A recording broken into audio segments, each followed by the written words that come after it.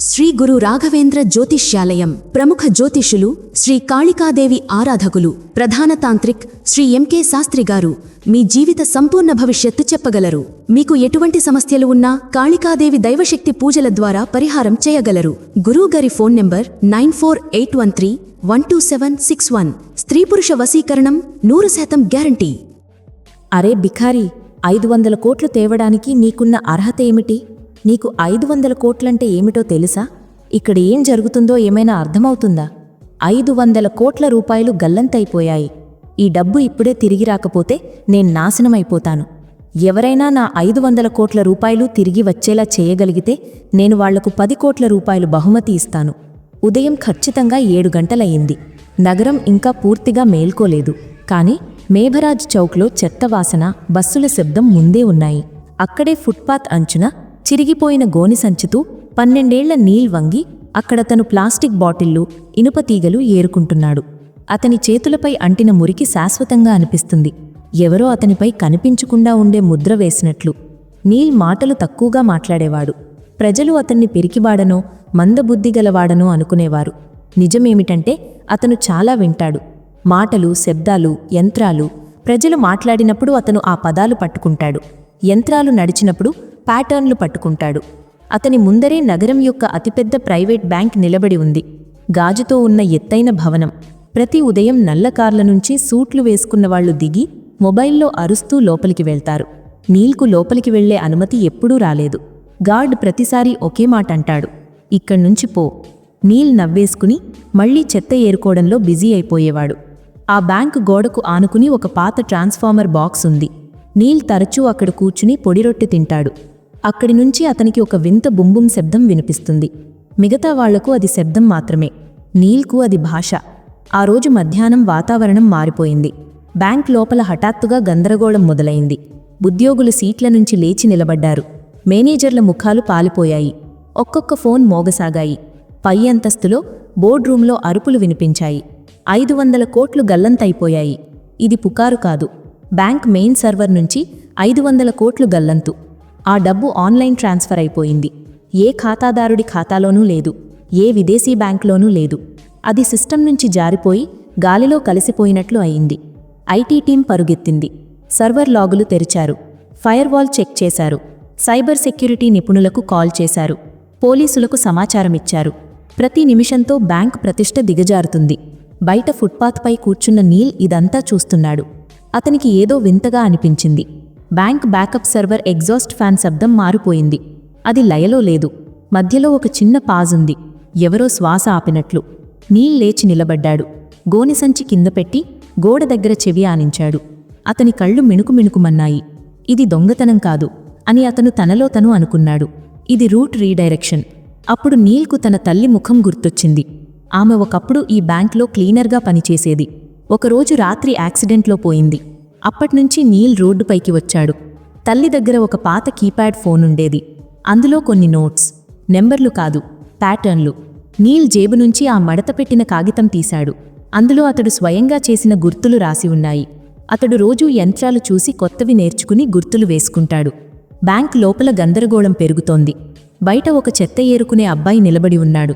అతని చూపులు గాజుగోడలు దాటి సర్వర్ రూమ్ గోడలు దాటి చూస్తున్నాడు. నీల్ లోతుగా శ్వాస తీసుకున్నాడు. ఇప్పుడు చెప్పకపోతే డబ్బు ఎప్పటికీ శాశ్వతంగా పోతుంది అని తనలో తను అనుకున్నాడు.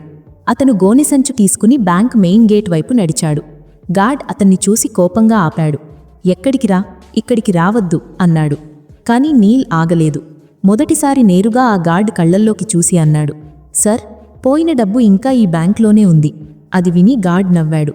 కాని లోపల పైన ఒక అలారం మరింత గట్టిగా మోగింది. ఇక్కడ్నుంచే కథ మొదలవుతుంది. గార్డ్ నవ్వు ఇంకా పూర్తి కాలేదు. బ్యాంక్ లోపల్నుంచి ఒక మహిళ బయటకు వచ్చింది. నీలం రంగు చీర, మెడలో ఐడీ కార్డ్, ముఖంపై స్పష్టమైన ఆందోళన. ఆమె bank senior operations manager Radhika Mehta. గత 20 నిమిషాలుగా ఆమె ఐటీ టీం మరియు హెడ్ ఆఫీస్ మధ్య చిక్కుకుపోయింది. ఆమె చూపు నీల్పై పడింది. ఏమన్నావు నువ్వు? ఆమె గొంతు కఠినంగా ఉంది. కాని కళ్లల్లో అలసట స్పష్టంగా కనిపిస్తుంది. గార్డ్ త్వరగా అన్నాడు, మేడం, ఇతను చెత్త ఏరుకునేవాడు. ఏదో వాగుతున్నాడు అన్నాడు.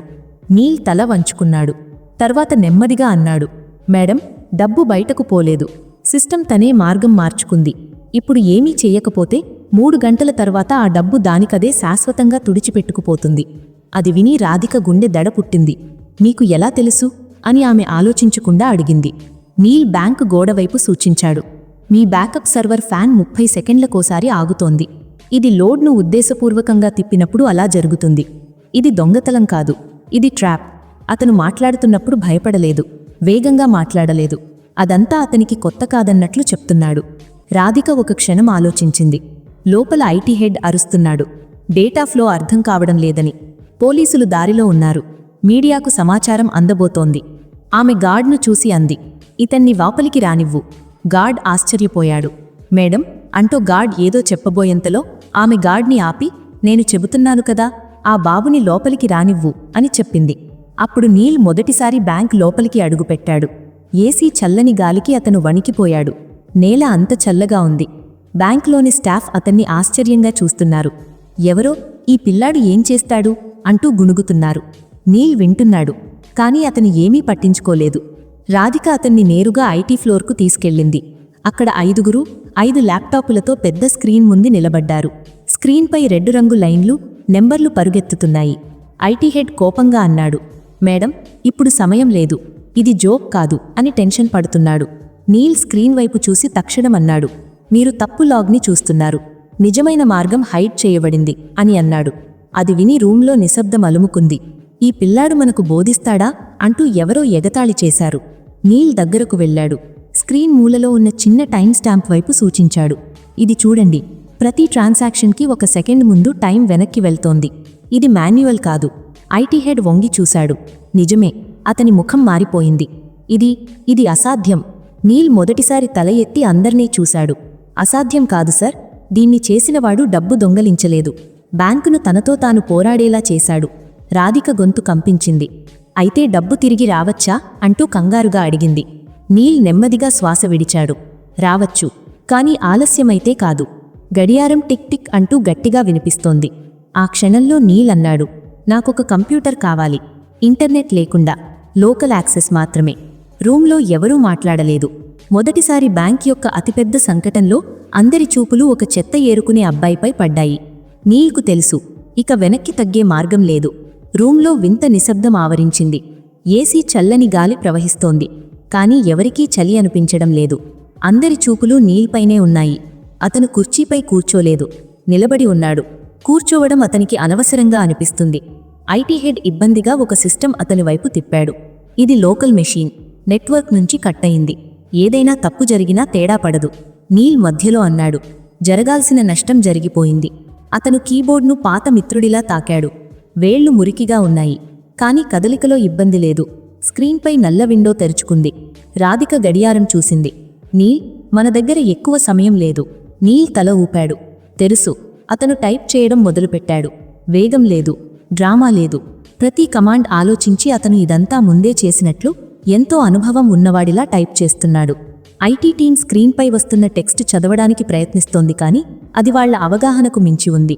ఒక ఇంజనీర్ నెమ్మదిగా అన్నాడు, ఇది సిస్టమ్ లోపలి మార్గం, మనకు కూడా ఇలాంటి యాక్సెస్ లేదు. నీల్ అన్నాడు, లేదు. తర్వాత లైన్ ఎంటర్ చేశాడు. హఠాత్తుగా స్క్రీన్పై ఒక మ్యాప్ తెరుచుకుంది.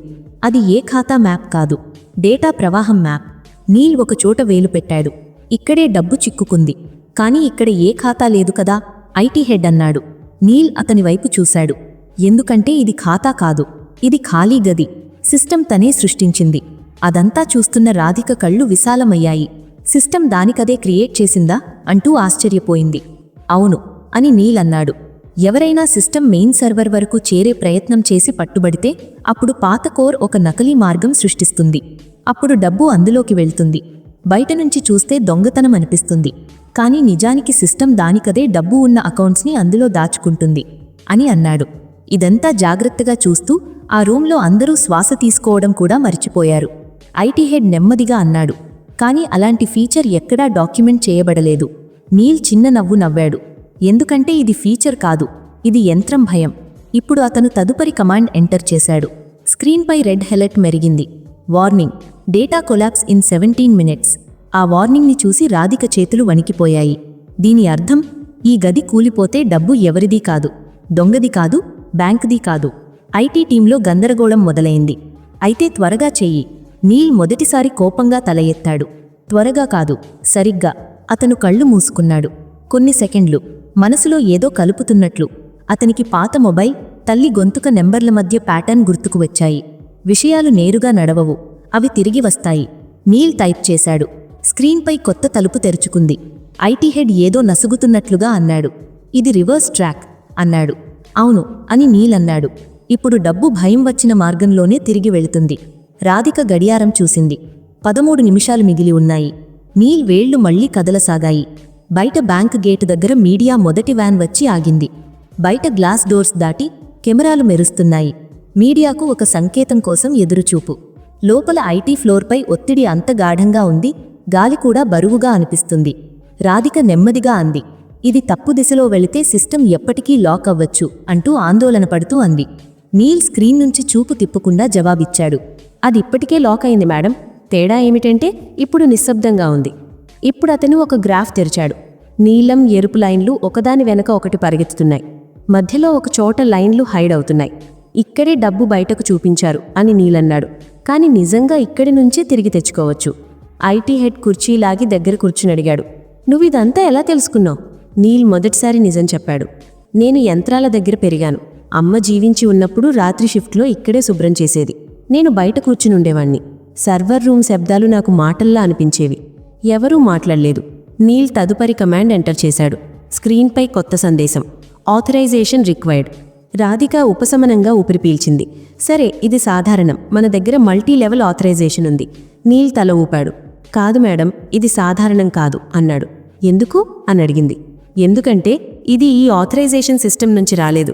డబ్బు దాచిన ఖాళీ గది నుంచి వచ్చింది. ఐటీ హెడ్ ముఖం కఠినమైంది. అంటే ఎవరిపై నమ్మకం పెట్టాలో సిస్టమ్ తానే నిర్ణయిస్తోంది. అవును, నీల్ నెమ్మదిగా అన్నాడు. మీపై నమ్మకం లేదు. రూంలో వింత నిశ్శబ్దం. రాధిక లోతుగా శ్వాస తీసుకుంది. అయితే ఇప్పుడు ఏం జరుగుతుంది? నీల్ జేబు నుంచి ఆ మడత కాగితం తీశాడు. అందులో వికృత గుర్తులు. ఇప్పుడు సిస్టమ్కు గుర్తు చేయాలి ఇది ఎవరి కోసం తయారైందో. ఇప్పుడు అతను ఒక కోడ్ ఎంటర్ చేశాడు. అది పాస్వర్డ్ కాదు, సమయం, మొత్తం, క్రమం కలయిక. బ్యాంక్ ప్రతిరోజు చిన్న ఖాతాలకు ప్రాధాన్యత ఇచ్చే క్రమం. స్క్రీన్పై హఠాత్తుగా వేలాది చిన్న ట్రాన్సాక్షన్లు మెరిశాయి. 10 రూపాయలు, 50 రూపాయలు, 200 రూపాయలు. ఐటీ టీం ఉలిక్కిపడింది. ఏం చేస్తున్నావిది? సిస్టమ్ మరింత స్లో అవుతుంది. నీల్ శాంతంగా అన్నాడు. కాదు, ఇక్కడి నుంచి సిస్టమ్కు నమ్మకం వస్తుంది. రాధిక ఆశ్చర్యంగా అడిగింది. నమ్మకమా? అవును అని నీలన్నాడు. యంత్రాలు బలంపై నడవవు, కొన్ని ప్యాటర్న్లపై నడుస్తాయి. అతి నిజమైన ప్యాటర్న్ చిన్న ప్రజల డబ్బు. స్క్రీన్పై హెచ్చరిక మారడం మొదలైంది. Trust index rising. IT head కళ్ళు తుడుచుకున్నాడు. ఈ మీటర్ ఎప్పుడూ చూడలేదు.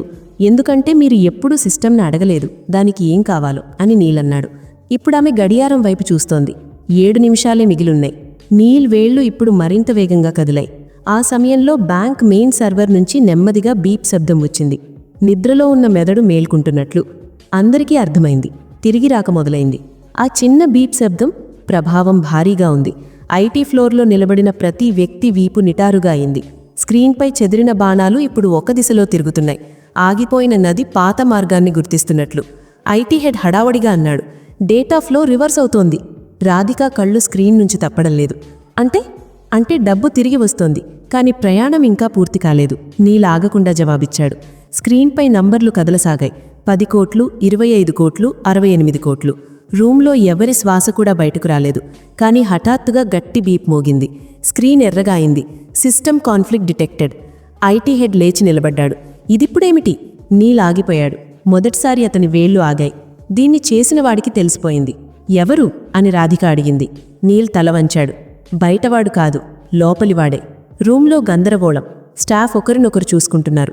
స్క్రీన్పై కొత్త లాక్ తెరిచింది. ఒకే యూజర్ ఐడి, ఒకే మెషీన్. రిపీట్. ఐటీ హెడ్ ముఖం తెల్లబారింది. ఇది మన నెట్వర్క్ నుంచే. అవును, నీల్ నెమ్మదిగా అన్నాడు. దొంగతనం బయట నుంచి జరగలేదు, మార్గం లోపల నుంచి తెరుచుకుంది. గడియారం చూశారు. ఇప్పుడు కేవలం 4 నిమిషాలే మిగిలున్నాయి. రాధిక తనను తాను సంభాళించుకునంది. నీల్, మనం దీన్ని ఆపగలమా? నీల్ జవాబిచ్చే ముందు లోతుగా శ్వాస తీసుకున్నాడు. అవును, కానీ దానికి సిస్టమ్ను పూర్తిగా షట్డౌన్ చేయాలి. 30 సెకండ్ల పాటు. రూంలో హడావుడి. ఎందుకు? అది అసాధ్యం. పూర్తి బ్యాంక్ డౌన్ అవుతుంది. నీల్ మొదటిసారి అందర్నీ నేరుగా చూశాడు. చెయ్యకపోతే డబ్బు మధ్యలో చిక్కుకుపోతుంది. మీది కాదు, దొంగది కాదు అని చెప్పాడు. రాధిక కళ్ళు మూసుకొని ఒక క్షణం ఆగింది. తర్వాత అంది, షట్డౌన్ చేయి. ఐటీ హెడ్ ఆశ్చర్యంగా ఆమె వైపు చూశాడు. మేడం అని అతను ఏదో అనబోయే ముందే ఆమె, నేను బాధ్యత తీసుకుంటాను అని చెప్పింది. నీల ఆఖరి కమాండ్ సిద్ధం చేశాడు. అతని వేళ్లు స్వల్పంగా వణుకుతున్నాయి, కాని మనస్సు స్పష్టం. అతనికి తల్లి గొంతుక గుర్తొచ్చింది, భయమైనా సరైన పని వదలొద్దు. అతడు ఎంటర్ నొక్కాడు. పూర్తి బ్యాంక్ లైట్లు ఒకేసారి ఆరిపోయాయి. కంప్యూటర్లు, ఏటీఎంలు అన్నీ. బయట మీడియా అరుస్తూ, బ్యాంక్ షట్డౌన్, డబ్బు మునిగిపోయింది. లోపల చీకటి అంధకారం. తర్వాత 1 సెకెండు, 2 సెకెండ్లు, 3వ సెకెండ్లో ఒక గ్రీన్ లైట్ వెలిగింది. తర్వాత మరొకటి, తర్వాత పూర్తి స్క్రీన్. సిస్టమ్ తిరిగొచ్చింది. ఈసారి డబ్బు నెంబర్లు ఒక్కొక్కటిగా సరైన ఖాతాలకు తిరిగి వస్తున్నాయి. 10 కోట్లు, 250 కోట్లు, 400 కోట్లు. ఐటీ హెడ్ కళ్లలోంచి కన్నీళ్లొచ్చాయి. జరిగిపోయింది. ఆఖరి నెంబర్ ఆగింది. 500 కోట్లు. రీకన్సైల్డ్. రూంలో తమకాలు లేవు, అరుపులు లేవు. అందరూ నీల్ను ఆశ్చర్యంగా చూస్తున్నారు. అతడు కుర్చీ నుంచి దిగాడు, అలసితగా, నిశ్శబ్దంగా. బ్యాంక్ డబ్బు తిరిగి వచ్చింది. ఇప్పుడు ప్రశ్న, ఈ దొంగతనం ఎవరు చేశారు? నీల్ నిజంగా ఎవరు? రూంలో నిశ్శబ్దం, భయం కాదు, కథ మారిందని అర్థమైన నిశ్శబ్దం. స్క్రీన్పై ఆకుపచ్చ లైన్లు స్థిరంగా ఉన్నాయి. 500 కోట్లు పూర్తిగా బ్యాంక్ ఖాతాలకు తిరిగి వచ్చాయి. సిస్టమ్ నార్మల్గా కనిపిస్తోంది, కాని ప్రజల ముఖాలు ఇంకా స్తబ్దంగా ఉన్నాయి. రాధిక నెమ్మదిగా అంది, నీల్, నువ్వు బ్యాంకుని కాపాడావు. కాని నీల్ జవాబివ్వలేదు. అతడు స్క్రీన్ చూస్తున్నాడు, ఇంకా ఏదో వెతుకుతున్నట్లు. ఐటీ హెడ్ ఉపశమనంగా అన్నాడు, వెంటనే లోపల నుంచి ఎవరు చేశారో కనుక్కోవాలి. నీల్ తల ఊపాడు. సిస్టమే తానే చెప్తుంది. ఎలా? ఇప్పుడు నీల్ ఒక ఆఖరి లాక్ తెరిచాడు. సాధారణ యూజర్ లాక్ కాదు, సిస్టమ్ను మోసం చేయడానికి ప్రయత్నించినప్పుడే ఎంట్రీ అయ్యే లేయర్. స్క్రీన్పై ఒక పేరు కనిపించింది. టెక్నికల్ కోడ్ కాదు, నకిలీ ఐడి కాదు, స్పష్టమైన పేరు, బ్యాంక్ డెప్యూటీ టెక్నాలజీ డైరెక్టర్. రూంలో గాలి ఖాళీ అయినట్లు. ఐటీ హెడ్ కుర్చీపై కూరబడ్డాడు. ఇది సాధ్యం కాదు. సాధ్యమే, నీల్ నెమ్మదిగా అన్నాడు. ఎందుకంటే అతనికి సిస్టమ్ అలవాట్లు తెలుసు. అతను అనుకున్నాడు సిస్టమ్ యంత్రం మాత్రమే అని. యంత్రం జ్ఞాపకం ఉంచుకుంటుందని తెలియదు. రాధిక వెంటనే ఫోన్ ఎత్తింది. సెక్యూరిటీని పైకి పంపండి, ఇప్పుడే. కొద్ది నిమిషాల్లో ఆ అధికారిని రూంలోకి తీసుకొచ్చారు. ముఖం పాలిపోయింది, కళ్ళు కిందకి ఉన్నాయి. మీరెందుకు చేశారు అంటూ రాధిక కఠినంగా అడిగింది. అతడు మౌనంగా ఉన్నాడు. నీల్ ముందుకొచ్చాడు. మీరనుకున్నారు డబ్బు బయటకు వెళ్తుంది, సిస్టమ్ మిమ్మల్ని గుర్తించదు అని. కాని మీరొక తప్పు చేశారు. ఆ వ్యక్తి మొదటిసారి తల ఎత్తాడు. ఏంటి అని అడిగాడు. మీరు చిన్న ఖాతాలను నిర్లక్ష్యం చేశారు. మీరు పెద్ద ట్రాన్సాక్షన్లు మాత్రమే చూశారు. సిస్టమ్ అక్కడే మిమ్మల్ని పట్టుకుంది. ఆ వ్యక్తి కూలిపోయాడు. నన్ను అప్పుల్లో ముంచేశారు, మార్గం కనిపించలేదు. రాధిక సెక్యూరిటీకి సంకేతమిచ్చింది. తీసుకెళ్ళండి. అతడు బయటకు వెళ్ళాక ఎవరో ఉపశమనంగా ఊపిరి పీల్చుకున్నారు. ఎవరో సిగ్గుతో. నీలిప్పుడు తలుపువైపు నడుస్తున్నాడు. రాధిక ఆశ్చర్యంగా అడిగింది, ఆగు, ఎక్కడికి వెళ్తున్నా? నీలాగాడు. నా పని అయిపోయింది మేడం. పనా? ఆమె గొంతు భారంగా అంది. నీకు తెలుసా నువ్వేం చేశావో? బ్యాంకుని, ఖాతాదారులని, పూర్తి సిస్టమ్ని, అందరినీ కాపాడావు అనంది. నేను కేవలం తప్పును సరిదిద్దాను మేడం, నీల్ నెమ్మదిగా అన్నాడు. రాధిక ముందుకొచ్చింది. నీకు ఎంత ఇచ్చినే తక్కువే. మా అందరి జీవితాల్ని కాపాడిన నీకు ఉద్యోగం, చదువు అన్నీ. నీల్ మొదటిసారి చిన్నగా నవ్వాడు. మీరు నిజంగా ఏదైనా ఇవ్వాలనుకుంటే ఒక పని చెయ్యండి. ఏంటి? బయట చెత్త ఏరుకునే పిల్లలున్నారు కదా, వాళ్లకోసం సిస్టమ్ తయారు చేయండి. వాళ్ళని తక్కువగా చూడని సిస్టమ్. రాధిక మాట్లాడలేకపోయింది. నీల్ తలుపు దాటి బయటకు వెళ్ళిపోయాడు. అదే చిరిగిన గోనె, అదే మురికి చేతులు. కాని ఇప్పుడు బ్యాంక్ గోలలు అతన్ని చూస్తున్నాయి. ఎందుకంటే సిస్టమ్ కాపాడబడింది. ఇప్పుడు మనుషుల వంతు. బ్యాంక్ బయట సాయంత్రం అయిపోయింది, కాని జనసమూహం తగ్గలేదు. కెమెరాలు ఇంకా మెరుస్తున్నాయి. రిపోర్టర్లు ఒకరినొకరు తోసుకుంటూ ముందుకు రావడానికి ప్రయత్నిస్తున్నారు. అందరికీ ఒకే వార్త కావాలి. 500 కోట్లు ఎలా తిరిగి వచ్చాయి? రాధిక గాజు తలుపుల దగ్గర నిలబడింది. ఆమె చేతిలో మైక్రోఫోన్ లేదు, అయినా గొంతు స్పష్టం. ఇది బ్యాంక్ విజయం కాదు, ఇది ఒక పిల్లవాడి అవగాహన విజయం. జనంలో గందరగోళం. ఏ పిల్లవాడు? ఎక్కడా? పేరు చెప్పండి. రాధిక తలుపు వైపు చూసింది. నీల్ ఇప్పటికే వెళ్ళిపోయాడు. అతని అడుగులు ఫుట్పాత్ వైపు మళ్ళాయి. అక్కడే అతని ప్రపంచం. విరిగిన డబ్బాలు, ప్లాస్టిక్ బాటిళ్లు, యంత్రాల శబ్దాలు. అతనికి వెనక ఏం జరుగుతోందో తెలియదు, కాని నగరానికి తెలిసిపోయింది. కొన్ని గంటల్లోనే వార్త వ్యాపించింది. చెత్త ఏరుకునే అబ్బాయి బ్యాంక్ 500 కోట్ల దొంగతనం తిరిగి తెచ్చాడు. సోషల్ మీడియాలో ప్రశ్నలు. ఈ అబ్బాయి ఎవరు? ఇంతకు ముందు అతనికి అవకాశం ఎందుకివ్వలేదు? మనం ఎంతమంది నీళ్లను అవమానం చేశాం? మరుసటి రోజు ఉదయం బ్యాంక్ బయట ఒక పోస్టర్ అంటించారు. మీకు నీల్ తెలుసా? మేమతన్ని కలవాలనుకుంటున్నాం. ఆ ఉదయమే నీల్ ట్రాన్స్ఫార్మర్ బాక్స్ దగ్గర కూర్చుని ఉన్నాడు. పోస్టర్ చూశాడు, చదివాడు, తర్వాత చూపు తిప్పాడు. అతనికి పోస్టర్ కొత్త కాదు, కొత్తది ప్రజల చూపు. మధ్యాహ్నం వరకు మున్సిపల్ అధికారులు వచ్చారు. తర్వాత ఒక స్కూల్ వ్యాన్ వచ్చింది. తర్వాత విద్యాశాఖ నుంచి ఒక మహిళ వచ్చింది. అందరూ ఒకటే అంటున్నారు, నువ్వు చదువుకోవాలి, ఇక్కడ్నుంచి బయటపడాలి. నీల్ మొదటిసారి ప్రశ్న అడిగాడు. చదువు తర్వాత కూడా ఎవరైనా నా మాట వింటారా? ఎవరూ జవాబు చెప్పలేకపోయారు. సాయంత్రం రాధిక తనే వచ్చింది, పదవి లేకుండా, కేవలం ఒక మామూలు మనిషిగా. ఆమె నీల్ దగ్గర కూర్చుని అదే పొడిరొట్టె ముక్క చీల్చుకుంది. నీకోసం ఏ ప్రాణ్ తీసుకురాలేదు, కేవలం ఇది అడగడానికి వచ్చాను. నువ్వు ఏం కోరుకుంటావు? నీల్ ఆలోచించి అన్నాడు, సిస్టమ్ ముందు అడిగి తర్వాత నిర్ణయించాలని కోరుకుంటున్నాను. రాధిక తల ఊపింది. అక్కడి నుంచి ఒక మార్పు మొదలైంది. బ్యాంక్ ఒక చిన్న ప్రోగ్రాం ప్రారంభించింది. పెద్ద పేరు లేదు, కానీ ప్రభావం భారీ. రోడ్డుపై ఉండే పిల్లల కోసం స్కూల్ ప్రారంభించారు. అందులో కంప్యూటర్ల ల్యాబ్లు కూడా ఉన్నాయి. అక్కడ వారికి కోడింగ్ పాఠాలు కూడా చెప్తున్నారు. వాళ్ళ మాట విన్నారు. నీల్ అక్కడ రోజూ వచ్చేవాడు. ఇప్పుడు గోనెతో కాదు, ఒక కాపీతో. నగరం మొదటిసారి అతని పేరు సరిగ్గా ఉచ్చరించింది, నీల్. ఆ పేరు ఇప్పుడు సిస్టంలో నమోదైంది. ఫ్రెండ్స్, ఈ కథ మీకు నచ్చినట్లయితే లైక్ చేయండి. ఇలాంటి కథల కోసం సబ్స్క్రైబ్ చేయండి. కమెంట్ బాక్స్లో మీరు ఏ నగరం లేదా ఏ గ్రామం నుంచి చూస్తున్నారో తప్పక రాయండి. నమస్తే.